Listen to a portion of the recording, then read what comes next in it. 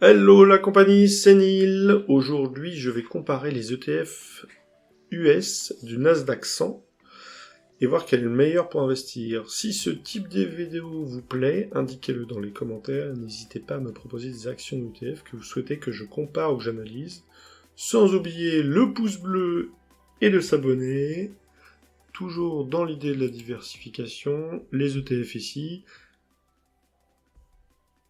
Petit avertissement, comme toujours, tout ce qui est présenté ici est à titre d'information, cela ne constitue en aucun cas des conseils d'investissement. Investir en bourse comporte des risques de perte totale ou partielle de votre capital, les performances passées ne garantissent en rien des résultats futurs. Vous êtes prévenus, soyez responsable de vos actes et informez-vous avant d'investir. Alors bien sûr, on va commencer par la définition, pour ceux qui ne connaissent pas l'ETF. Un ETF, c'est quoi ?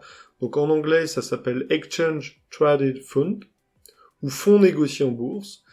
C'est globalement un fonds d'investissement qui va reproduire sur un fonds la performance d'un indice de référence. Donc par exemple, on va être sur l'indice qui va essayer de répliquer la performance du CAC 40, du S&P 500, du Nasdaq ici, ou même du MSCI World également.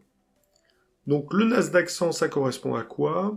Ce sont les 100 plus grosses capitalisations de l'indice boursier qui sont orientées sur la partie technologie, biens de consommation et santé des services. Il est très représentatif sur la valeur technologie au niveau américain. Par exemple, il inclut des valeurs très très connues comme les 7 magnifiques, Apple, Microsoft, Amazon, Nvidia et Meta.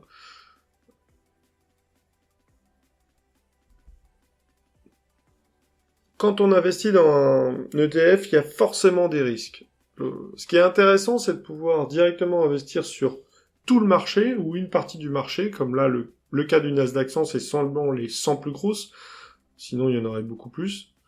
Mais ça inclut également des risques. Donc le premier risque, qui est très connu, c'est le risque de marché, c'est très simple. Comme vous investissez sur la valeur du marché, eh bien si le marché baisse, votre performance va également baisser. Et vous avez même, avec le tracking error, qui est un point que je vais revenir après, un élément, un coefficient d'impact qui est supérieur à l'indice. Typiquement, si tout le monde achète l'indice en même temps, l'indice va augmenter encore plus, et vous allez avoir une performance qui va être à peu près égale en niveau gain. Par contre, si l'indice baisse, tout le monde va vouloir vendre en plus, et l'indice va encore baisser encore plus. Et donc la réplication va pas forcément être exacte, vous allez avoir une différence. On a également le risque de liquidité, qui est un risque très important. Globalement, c'est quoi ? Eh bien, ça consiste simplement au fait que si votre ETF est trop petit, il n'y a peut-être pas forcément assez d'achats et de ventes sur le marché, et du coup, vous risquez de mettre des jours et des jours à vendre. Même pire, si vous avez un très gros montant sur cet ETF, vous risquez d'impacter la valeur de l'ETF en le revendant et donc de perdre plus d'argent. Donc attention, la liquidité est un point vraiment très important lorsqu'on investit dans un ETF. Ensuite, le risque de change. Alors, qu'est-ce que c'est ? C'est très simple, vous avez un PEA en France et vous voulez investir sur un ETF aux États-Unis, comme le Nasdaq 100. Donc le Nasdaq 100, c'est des valeurs américaines, donc ce sont des valeurs qui sont en dollars américains. En Europe, nous sommes en euros, donc le risque c'est très simple, si le dollar baisse fortement, eh bien ça va avoir un impact sur la valorisation de votre ETF. Et inversement, s'il augmente et que l'euro baisse, eh bien vous allez avoir aussi un impact sur la valeur de votre ETF. Donc c'est un point vraiment très important à intégrer dans votre évaluation. Ensuite, tout ce qui va être lié aux dérivés financiers, c'est-à-dire qu'en fait, on a deux types d'ETF. On a des ETF à réplication physique, c'est-à-dire que la société qui gère l'ETF, en fait, va acheter des actions réellement sur les marchés. Alors que le cas du synthétique, eh bien, ça va être des cas où on va investir sur des contrats sur les marchés. Donc il y a un type de contrat qui était très connu en 2008, qui a fait grand bruit, qui est toute l'histoire autour des subprimes. Donc on a un risque supplémentaire avec les synthétiques, c'est que le fonds de l'ETF ne possède pas d'actions en direct. Il possède en fait des contrats avec des sociétés qui possèdent des actions. Donc le risque, c'est l'intermédiaire qui fait faillite. Donc là, vous avez une risque de perte totale ou partielle de la valeur de votre ETF. C'est un risque qu'il faut quand même intégrer. Là où tout le monde vous dit les ETF, c'est sécurisé, c'est tout ce que vous voulez. Non, sur un ETF qui est de type synthétique, vous avez un risque de perte totale. En sachant que tous les ETF de type compatible PEA pour du Nasdaq 100 par exemple, mais pour du SP 500 également, ou du MSCI World, eh bien, il y a une particularité, c'est que ce sont systématiquement des ETF synthétiques. Voilà. Donc, il y a toujours un risque, même avec des ETF. Et ensuite, eh bien, le risque de concentration et tout ce qui est aussi autour de ce qu'on appelle du tracking error, donc l'erreur de différence entre le fonds et l'indice, que j'ai déjà expliqué précédemment.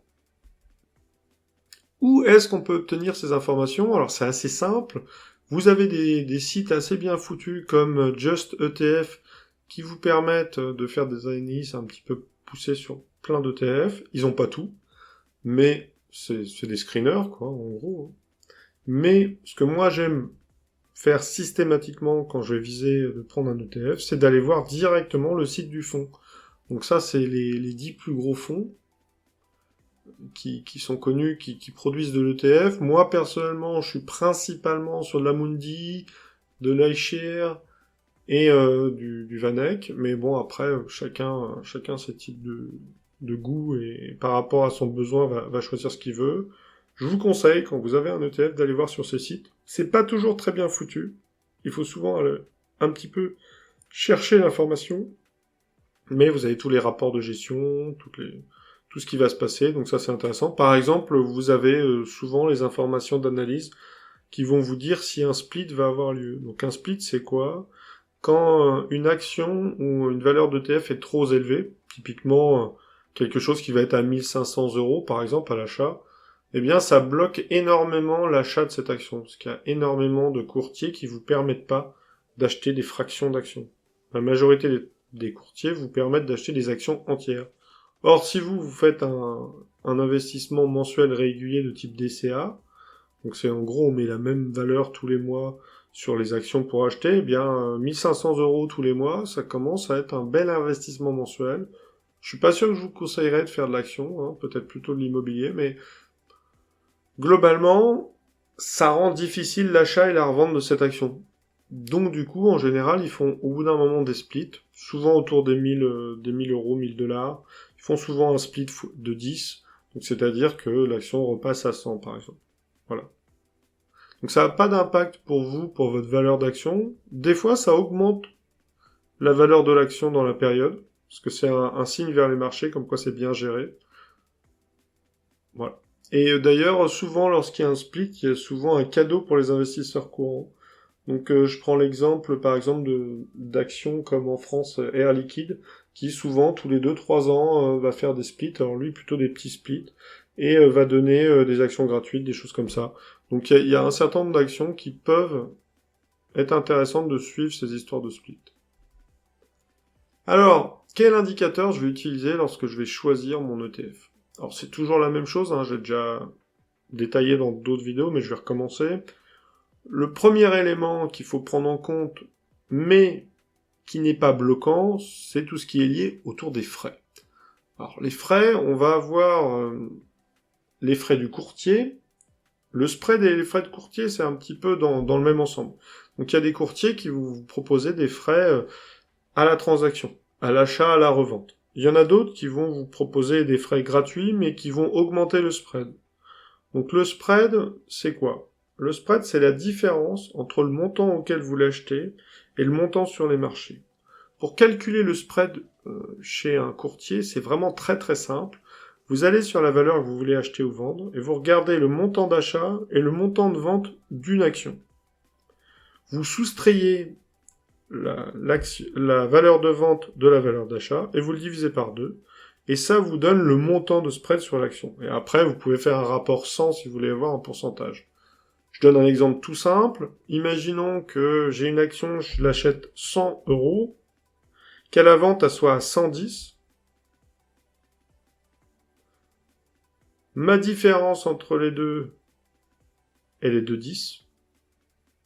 Alors, en général, c'est plutôt dans l'autre sens. On va faire un exemple. La différence entre les deux, elle est de 10. Je divise par 2. Donc là, j'ai un spread qui est de 5%. Voilà. En général, c'est plutôt l'inverse. C'est-à-dire que c'est lorsqu'on achète l'action, elle est à 110. C'est lorsqu'on la vend, elle est à 100. J'ai fait un petit inverse. Là. Ensuite, on a tout ce qui va être liquidité.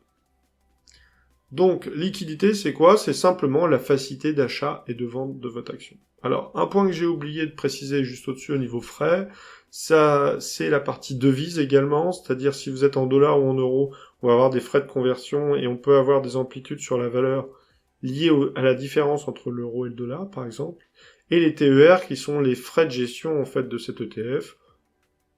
Les TER, c'est important, mais sans plus, puisqu'il faut plutôt se focaliser sur les frais de performance de l'indice qu'on va prendre, plutôt que sur les frais de gestion. Si votre entité de gestion fait des très belles performances, 10 fois plus de performances que les autres, et que les frais sont 2 fois supérieurs aux autres, c'est pas un problème, puisque vous avez un prorata qui est positif. Si par contre vous avez des frais 10 fois supérieurs aux autres et que la performance est 2 fois moindre, là faut vous poser les bonnes questions, vous n'êtes pas sur le bon ETF. Ensuite on a la catégorisation. Donc la catégorisation de l'ETF c'est quoi? C'est ce qu'on va parler de distribution ou de capitalisation. Donc la distribution c'est lorsqu'un ETF fournit des dividendes et la capitalisation c'est lorsque les bénéfices sont réinvestis en valeur. En gros, par action que vous avez acheté, il y aura plus de valeur d'action à côté. Donc en gros, c'est la valorisation globale du fonds. Ce qui fait qu'en général, lorsque vous avez une augmentation, eh bien la valeur de l'action va augmenter également. Voilà. Mais pas systématiquement. Il faut bien le prendre en compte. Ensuite, on a le type de réplication, j'en ai parlé rapidement juste avant. Donc physique, le fonds possède des actions, synthétique, il possède des contrats avec des sociétés qui les possèdent. Le gros avantage du synthétique va être de permettre d'investir sur des marchés où vous pourriez pas investir parce que ces marchés sont pas ouverts ou tout simplement parce que ça correspond pas à votre état fiscal. Typiquement sur un PEA, on va pouvoir investir sur du Nasdaq 100, du MSCI World et également du SP 500, alors que normalement il est dit que dans le PEA ça doit être des actions en euros. Donc ça c'est grâce à ces éléments synthétiques. On a également le prix, forcément. Comme j'ai dit juste avant, si votre investissement mensuel c'est 200 euros, il va falloir vous trouver des ETF qui sont inférieurs à 200 euros pour pouvoir investir dessus tous les mois. Ça marchera pas sinon. Ou alors avoir un broker qui vous permet d'avoir des fractions d'actions. C'est pas toujours le cas et c'est pas toujours les brokers les plus intéressants. Ils ont souvent tout un tas de petites clauses par-ci par-là qui font que l'intérêt réel est moindre. On a bien sûr le point le plus important pour moi en amont, c'est le rendement. Je regarde en premier le rendement et je regarde les autres après.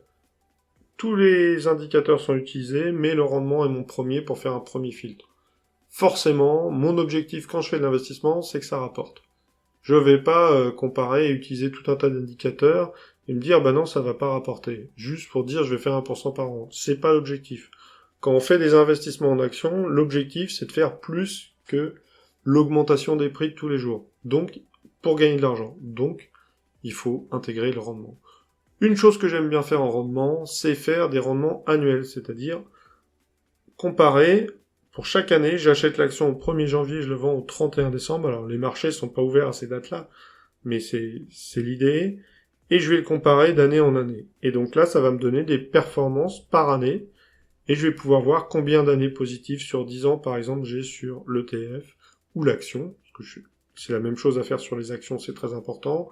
Et également, les périodes de distribution de dividendes, les périodes d'achat, les périodes de vente. Parce qu'il y a des actions qui vont être très très intéressantes d'acheter à certaines périodes. Je prends un exemple d'une action à dividende. En général, ce qui se passe, c'est qu'il faut plutôt acheter l'action à dividende, soit après la distribution de la dividende, soit au moins 2 mois avant. Pour certaines actions, on n'est pas obligé, peut-être 1 mois avant, ça peut suffire.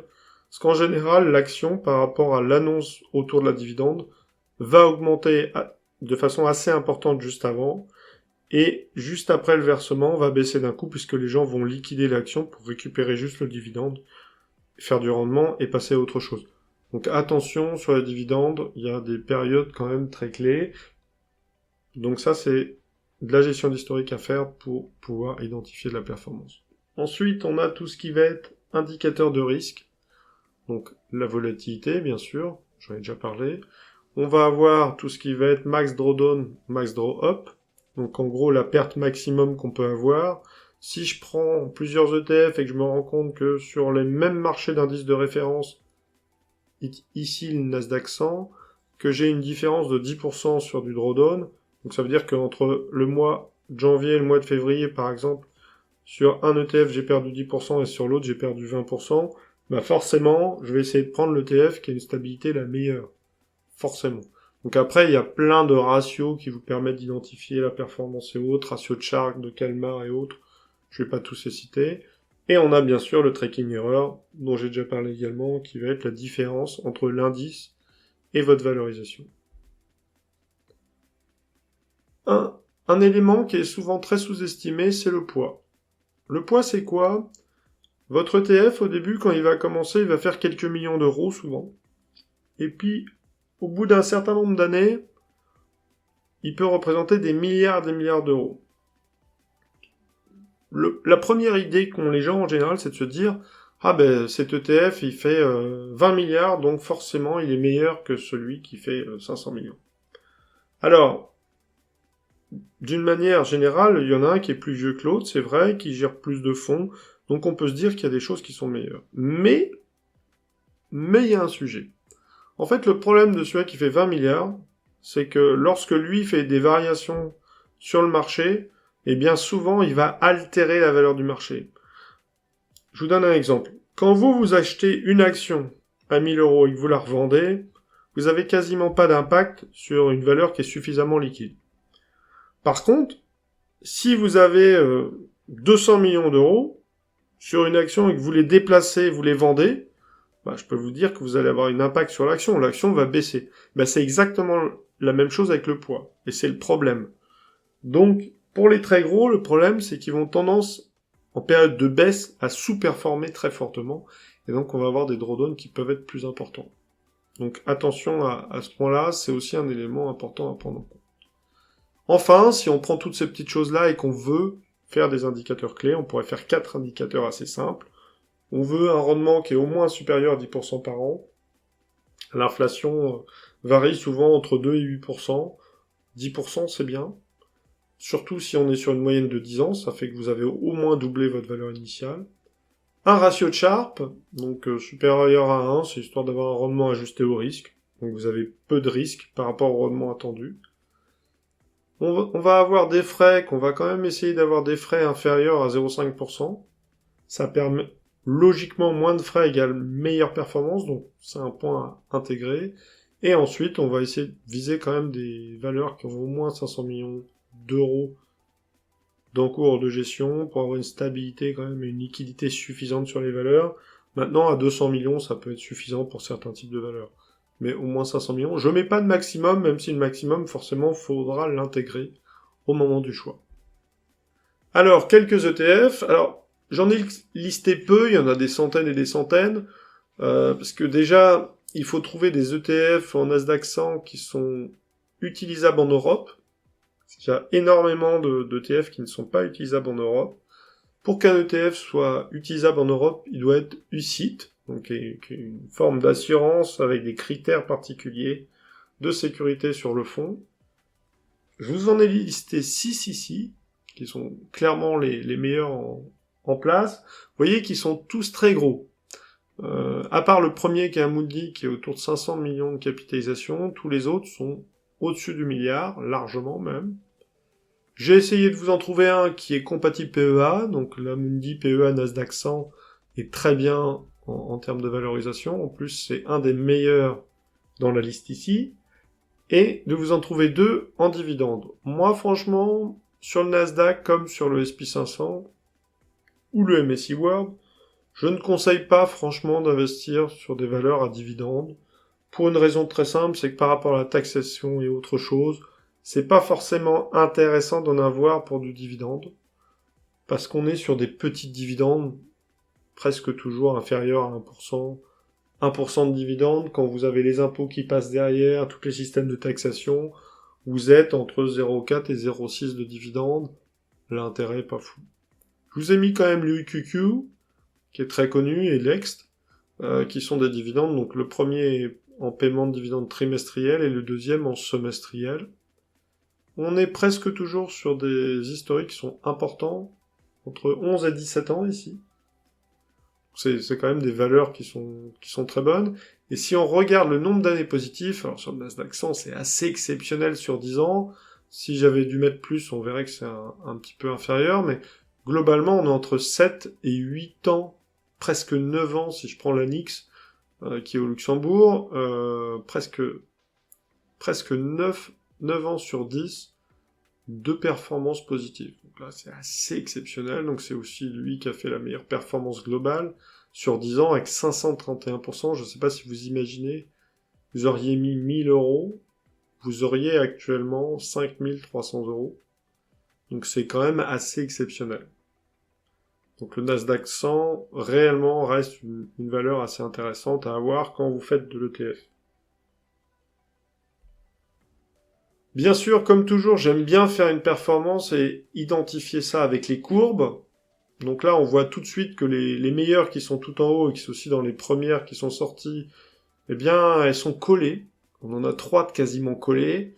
On voit aussi que, comme elles font une meilleure performance en montée, elles font aussi également des drawdowns beaucoup plus forts, des drawdowns qui peuvent aller jusqu'à sur la valeur globale, des très très gros montants, donc du 50% facile sur la performance générale. Donc c'est quand même quelque chose à prendre en compte, je crois que c'est plus de 60% même.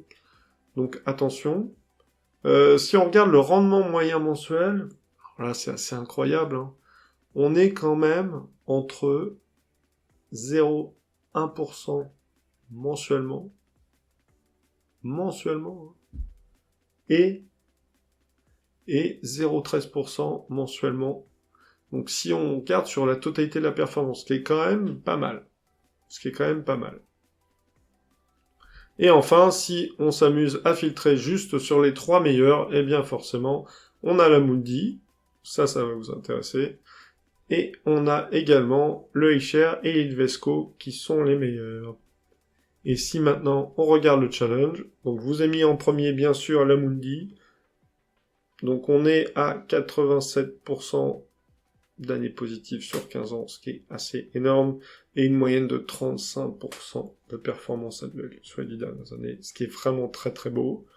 Et en plus, c'est une très belle valeur. Par contre, celle-ci n'est pas compatible PEA, malheureusement.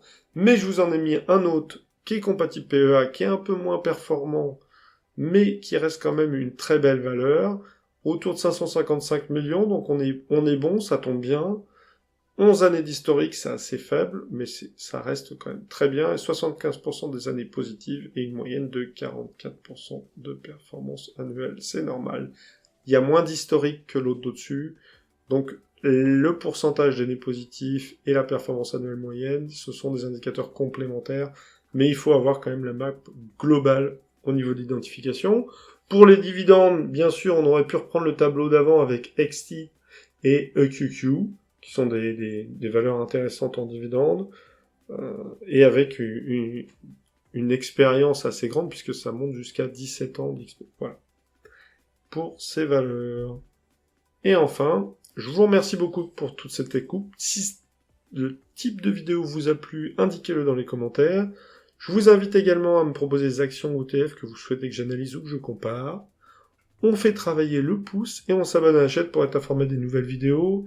Et n'oubliez pas, les bons choix d'aujourd'hui sont les succès de demain. Investissez avec bon sens et on se retrouve bientôt. Une excellente journée, c'était Neil.